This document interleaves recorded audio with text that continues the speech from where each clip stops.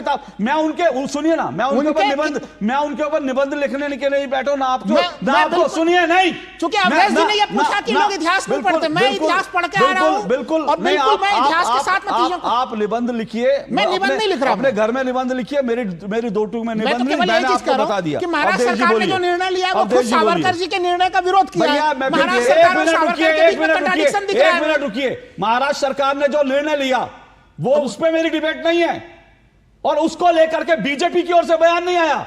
आप लोग बहस को इधर उधर मत ले जाइए, ये बयान कांग्रेस के नेता का, और अभी मैंने आपको तारिक अनवर का बयान सुनवाया। अगर बीजेपी कोई बयान देती मैं बीजेपी करता। सवाल, कटघरे में इस वक्त कांग्रेस है, तारिक अनवर है, और कटघरे में कांग्रेस के सहयोगी हैं। कांग्रेस के एक मिनट रुकिए, चुप, बिल्कुल चुप, कांग्रेस के सहयोगी अलग-अलग है, राहुल लाल बिल्कुल चुप।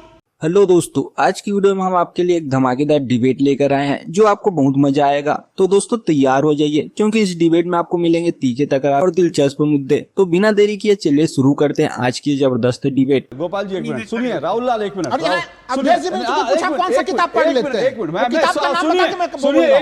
राहुल लाल एक मिनट सुनिए। आप जो कहना चाह रहे हैं ना, मैं सिर्फ आपको एक चेतावनी दे रहा हूं कि इसके पहले आप ही के हमनाम राशि और आपके नेता राहुल गांधी ने भी वीर सावरकर को कोट करते हुए एक बात लिख दी थी कि वीर सावरकर ने कहा था कि मैं बचपन में जो है मैंने देखा एक मेरे दोस्तों ने मिलकर एक मुस्लिम को पीट दिया, मैं बड़ा खुश हुआ। एक मिनट मेरी पूरी बात हो जाए।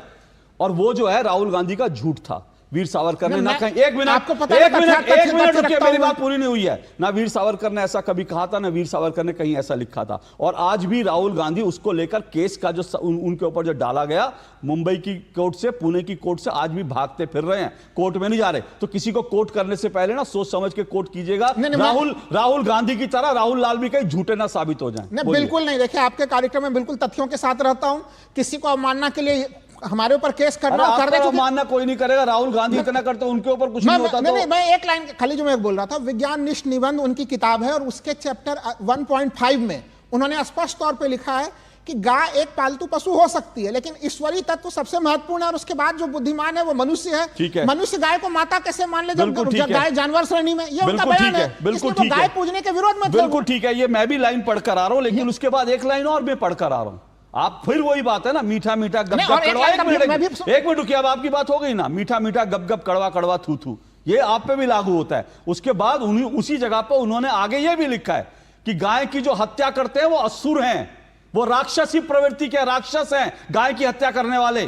तो ये भी आप बोलिए कि गाय की हत्या करने वाले राक्षस असुर हैं, ये क्यों नहीं बोलते आप? ये लाइन उन्होंने लिखा है, लेकिन आगे की पंक्ति में जब आप पढ़ेंगे उन्होंने लिखा है, मैं फिर उसके आगे का पंक्ति में बता देता हूं। नहीं, आगे की पंक्ति में उन्होंने लिखा है कि अगर कोई आगे की पंक्ति पीछे की पंक्ति नहीं होती, आगे की पंक्ति पीछे की पंक्ति नहीं होती ना, यही मैं कह रहा हूं। फिर आप कहेंगे एक लाइन और लिखिए, 2 लाइन, फिर उनकी किताब। मैं उनके सुनिए ना, मैं उनके ऊपर निबंध लिखने के लिए बैठो ना आप, जो ना आपको सुनिए नहीं, क्योंकि अवधेश जी ने ये पूछा कि लोग इतिहास नहीं पढ़ते, मैं इतिहास पढ़ के आ रहा हूं। बिल्कुल, मैं इतिहास के साथ में चीजों को, आप निबंध लिखिए, निबंध नहीं लिख रहा, अपने घर में निबंध लिखिए, मेरी 2 टूक में निबंध नहीं, मैंने आपको बता दिया कि महाराष्ट्र सरकार ने जो निर्णय लिया वो खुद सावरकर जी के निर्णय का विरोध किया है। महाराष्ट्र सरकार और सावरकर के बीच में कंट्राडिक्शन दिख रहा है। एक मिनट रुकिए, महाराष्ट्र सरकार ने जो निर्णय लिया वो उस पर मेरी डिबेट नहीं है, और उसको लेकर के बीजेपी की ओर से बयान नहीं आया।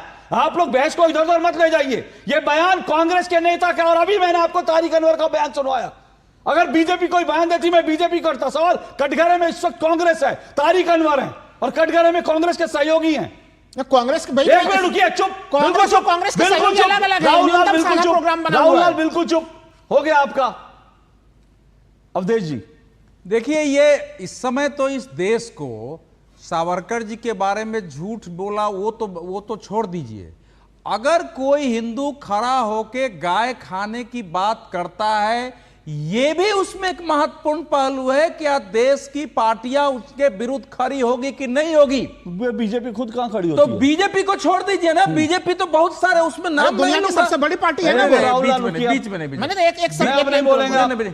बीजेपी तो एक लंबे समय तक कुछ ऐसे डिबेट में अपनी प्रवक्ता नहीं भेजती थी, आपको याद है?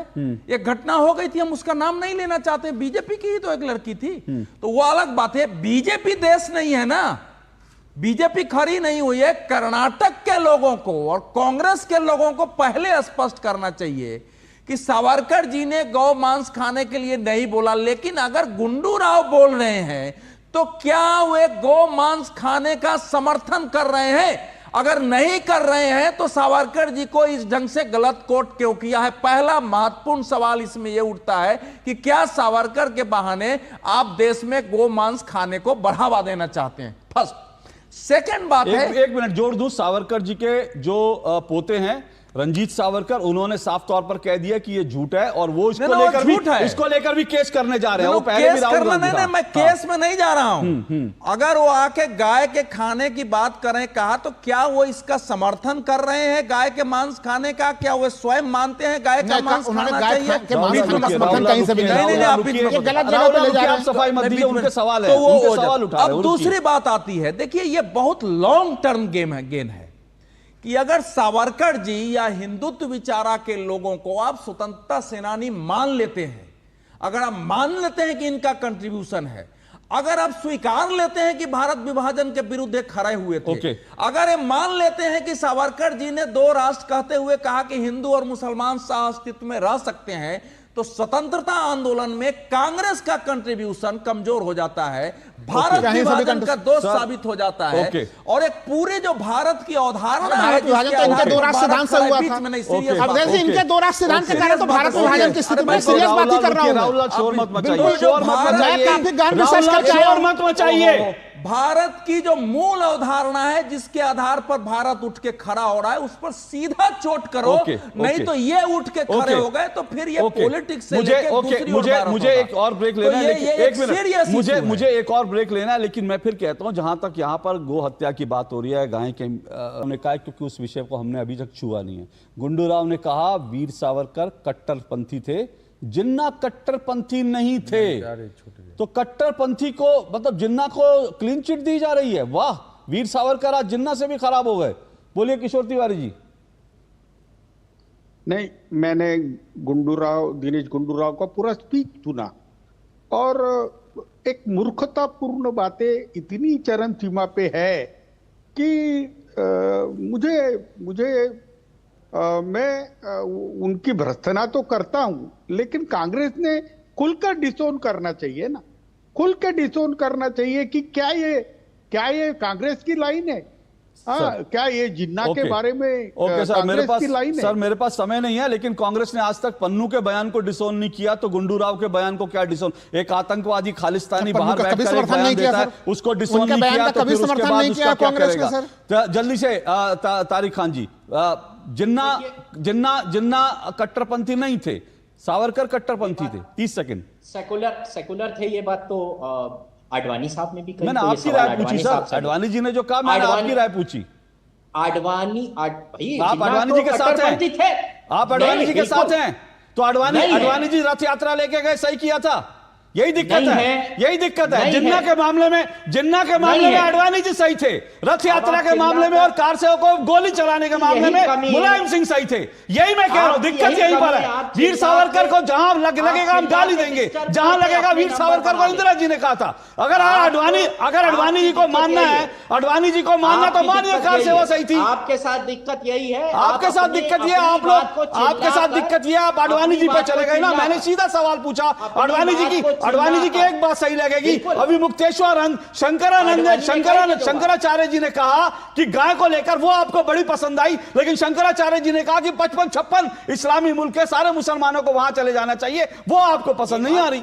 तो अपने मन से पसंद और नापसंद करना बंद करिए। अगर आप किसी आइडियोलॉजी को मानते हैं, अगर आप किसी व्यक्ति को सही मानते हैं, तो उसको पूर्णता से स्वीकार करना सीखिए, और नहीं तो फिर यह भी स्वीकार कीजिए कि आप लोग भी पूर्ण नहीं है, आप लोग भी इधर उधर दाएं बाएं करते हैं। इस बात को स्वीकार करना सीखिए। समय इतना ही है। लेकिन तो दोस्तों, आज की डिबेट यहीं खत्म होती है। हमें उम्मीद है कि आपने इस डिबेट का पूरा आनंद लिया होगा। अगर आपको वीडियो पसंद आया हो तो लाइक और शेयर करना ना भूले।